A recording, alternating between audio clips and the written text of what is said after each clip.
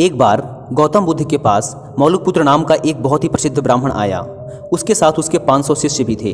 वह बुद्ध से ढेरों सवाल पूछना चाहता था। बुद्ध ने उसकी तरफ ध्यान से देखा और कहा, मौलुकपुत्र, मैं तुम्हारे हर सवाल का जवाब दूंगा, लेकिन मेरी एक शर्त है। मौलुकपुत्र ने कहा, शर्त बताइए। बुद्ध बोले, शर्त यह है कि तुम्हें तुम्हारे प्रश्नों का उत्तर जानने के लिए 1 वर्ष तक चुप रहना होगा। जब तुम्हारे अंदर का शोर बंद हो जाए तब तुम कुछ भी पूछना, मैं तुम्हारे सारे सवालों का जवाब दूंगा। बुद्ध की यह बात सुनकर वहां मौजूद बुद्ध का एक शिष्य, जिसका नाम था सरीपुत्र, ठहाका मारकर हंस पड़ा। यह देखकर मौलुकपुत्र को बड़ा आश्चर्य हुआ। उसने बुद्ध के उस शिष्य से हंसने का कारण पूछा तो सरीपुत्र ने कहा, मैं भी कुछ सालों पहले ऐसे ही तुम्हारी तरह मन में बहुत सारे प्रश्न लेकर आया था।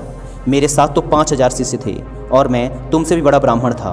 मन में बड़ा अभिमान था कि बुद्ध तो मेरे प्रश्नों का उत्तर दे ही नहीं पाएंगे, लेकिन बुद्ध की शर्तों के अनुसार 1 साल तक चुप रहा और अंत में मेरे पास कोई सवाल ही नहीं बचा।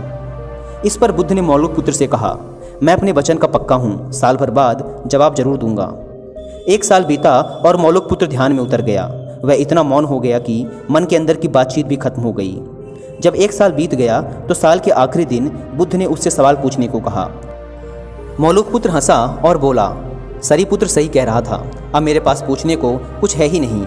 इस पर बुद्ध ने कहा, अगर हम मन में सच्चे नहीं हैं तो समस्याएं और प्रश्न होते हैं।